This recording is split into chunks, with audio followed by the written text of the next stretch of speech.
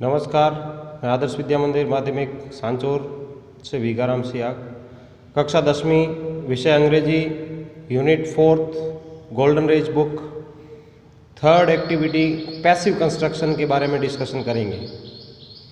Active से passive voice में किस प्रकार से परिवर्तन होता है, टेंसेस का डिस्कशन हमने पिछले टॉपिक में किया था। आज हम एक ऐसे टॉपिक का डिस्कशन करेंगे जो एक्टिव पैसिव का सबसे इम्पोर्टेंट पार्ट है। Look at the sentences. Mister Sharma taught us English. Mister Sharma taught us English.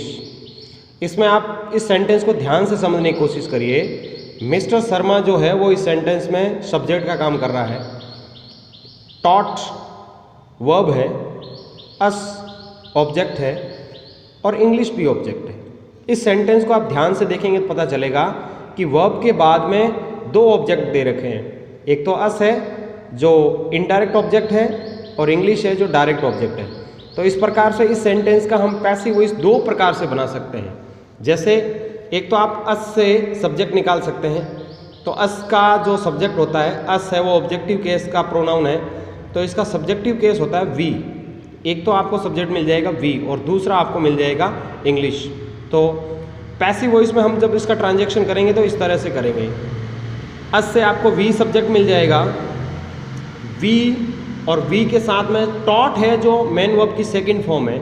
तो इसका जब हम ट्रांजैक्शन करेंगे तो ये पास्ट सिंपल का सेंटेंस है। इसका पैसिव वॉइस में वॉज और वर हेल्पिंग वर्ब के रूप में प्रयोग करेंगे। तो वी के साथ में वर का प्रयोग हो गया, we were taught English by mister Sharma.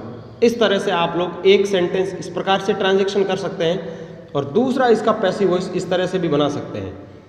इसमें डायरेक्ट ऑब्जेक्ट के रूप में इंग्लिश को भी आप सब्जेक्ट की जगह पे यूज़ कर सकते हैं। तो इंग्लिश सब्जेक्ट है, सब्जेक्ट हमेशा सिंगुलर होता है, इसलिए इसमें हेल्पिंग वर्ब वाज का प्रयोग हुआ। इंग्लिश वाज टॉट और जो दूसरा ऑब्जेक्ट है उससे पहले टू प्रीपोजिशन का प्रयोग करके उसको कनेक्ट कर देते हैं। तो क्या हो गया, English was taught to us by mister Sharma. तो इस प्रकार के डबल ऑब्जेक्ट वाले सेंटेंसेस होते हैं। इनको दो प्रकार से बनाया जा सकता है। एक तो आप इनडायरेक्ट ऑब्जेक्ट से बना सकते हैं जैसे कि ऊपर वाले सेंटेंस में, और नीचे वाले सेंटेंस में डायरेक्ट ऑब्जेक्ट से आप इसको बना सकते हैं। सेकेंड सेंटेंस को देखिएगा, the doctor gave the child an injection. The doctor gave the child an injection. इसमें देखिए द डॉक्टर है वो सब्जेक्ट है, गेव है वो वर्ब है, द चाइल्ड है वो इनडायरेक्ट ऑब्जेक्ट है और एन इंजेक्शन है वो डायरेक्ट ऑब्जेक्ट है। तो इसमें भी दो ऑब्जेक्ट हो गया। तो इसको आप पहले द चाइल्ड से बना लीजिए और उसके बाद में एन इंजेक्शन से बना सकते हैं।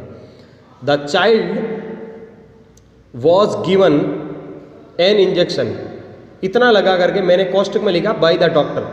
तो ये अंडरस्टूड है, इंजेक्शन लगाने का काम है वो डॉक्टर करता है, इसलिए आप बाय द डॉक्टर को कोष्टक में भी लिख सकते हैं। तो इसमें इनडायरेक्ट ऑब्जेक्ट से शुरू किया तो चाइल्ड पहले आ गया, the child was given an injection by the doctor. और जो सेकंड है वो आप इनडायरेक्ट ऑब्जेक्ट की जगह पे डायरेक्ट ऑब्जेक्ट को प्रयोग करके भी बना सकते हैं। An injection was given to the child. Second वाले ऑब्जेक्ट को कनेक्ट करने के लिए टू का प्रयोग करेंगे, बाय द डॉक्टर। तो ये इस प्रकार के जो सेंटेंस है ये डबल ऑब्जेक्ट वाले सेंटेंस होते हैं जो पैसिव वॉइस में मोस्टली आपको एग्जाम में दिख सकते हैं। इनको इस तरह से बनाइएगा। Passive voice in interrogative sentences. Interrogative sentence मतलब प्रश्नवाचक वाक्य।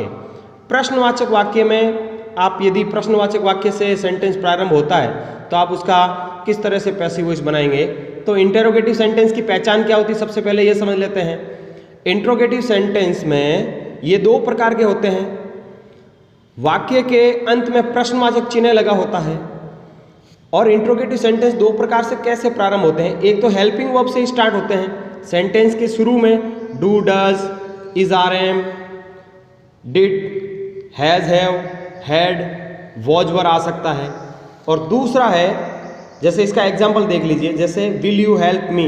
विल यू हेल्प मी, तो विल है वो हेल्पिंग वर्ब से शुरू हुआ और अंत में देखिए इंटरोगेटिव मार्क पीछे आपको नजर आ रहा है। सेकंड जो टाइप है वो WH वर्ड से शुरू होता है। जैसे when will you return my book, when will you return my book, ये WH वर्ड है। इनका जो पैसिव वॉइस बनेगा पीवी बनाते समय, पीवी यानी पैसिव वॉइस बनाते समय हेल्पिंग वर्ब के स्थान पर हेल्पिंग वर्ब भी लगाएंगे। हेल्पिंग वर्ब को उठाया आपने, अब उसको हटा नहीं सकते, हेल्पिंग वर्ब के स्थान पे हेल्पिंग वर्ब रहेगी और उसके बाद में क्या करेंगे, WH वर्ड से वाक्य प्रारंभ होता है तो WH वर्ड को उसी स्थान पर रखेंगे और शेष नियम यथावत रहेंगे। शेष नियम यथावत कौन से, पहले हेल्पिंग वर्ब आ जाएगी, उसके बाद में जो ऑब्जेक्ट है उसको आप स्टार्टिंग में रखेंगे और उसके बाद में जो उसका ट्रांजैक्शन नियम होता है वर्ब की हमेशा थर्ड फॉर्म प्रयुक्त होती है, बाई लगाएंगे और एंड में आप इंट्रोगेटिव मार्क रखेंगे। फॉर एग्जाम्पल्स आप लोग समझने का प्रयास करिए। एक्टिव वॉइस में जैसे do the boys play cricket, do the boys play cricket, इस सेंटेंस को ध्यान से देखेंगे तो इसको एक्टिव से पैसिव में हम लोग इस प्रकार से ट्रांजैक्शन करेंगे। ध्यान से देखिए, इसमें डू है वो हेल्पिंग वर्ब है, द बॉयज है वो सब्जेक्ट है, प्ले है वो मेन वर्ब है और क्रिकेट है वो आपका ऑब्जेक्ट है। तो आप इस बात को ध्यान में रखेंगे कि यहाँ पे डू के स्थान पे जो हम वर्ब प्रयुक्त करेंगे वो क्रिकेट ऑब्जेक्ट के हिसाब से लगाएंगे, न कि द बॉयज के हिसाब से। तो यहाँ पे ध्यान से देखने की कोशिश करिए, ये प्रेजेंट सिंपल में डू है तो डू और डज का ट्रांजैक्शन आप इज RM में करेंगे। तो क्रिकेट सिंगुलर होता है इसलिए हमने इज का प्रयोग कर दिया, इज क्रिकेट। प्ले की थर्ड फॉर्म लगेगी, प्लेड हो जाएगा, बाय द बॉयज, और अंत में इंट्रोगेटिव मार्क लगाना ना भूले, अदरवाइज गलत हो सकता है, गलत होगा यदि आपने इंट्रोगेटिव मार्क नहीं लगाया तो। Is cricket played by the boys. Second sentence को समझने का प्रयास करिए। When will you return my book, तो इसमें आप व्हेन को व्हेन की जगह पे ही रखेंगे और उसके बाद में आप लोग ढूंढिए, इसमें पता करिए कि इसमें ऑब्जेक्ट कहाँ पे छिपा है। व्हेन है वो WH वर्ड है, प्रश्नवाचक, इसके बाद में हेल्पिंग वर्ब है विल, यू है वो सब्जेक्ट है, रिटन है वो मेन वर्ब है और माई बुक है वो ऑब्जेक्ट है। यहाँ पे इनडायरेक्ट, यहाँ पे डायरेक्ट ऑब्जेक्ट दे रखा है माई बुक। तो सबसे पहले व्हेन आ गया, व्हेन को हटाएंगे नहीं WH वर्ड को।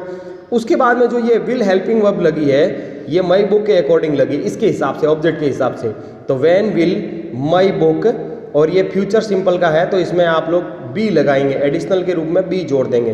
When will my book be returned, return की थर्ड फॉर्म आ जाएगी रिटर्न्ड, और बाई यू।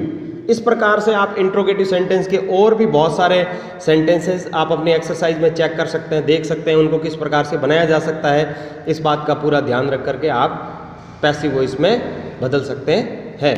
धन्यवाद।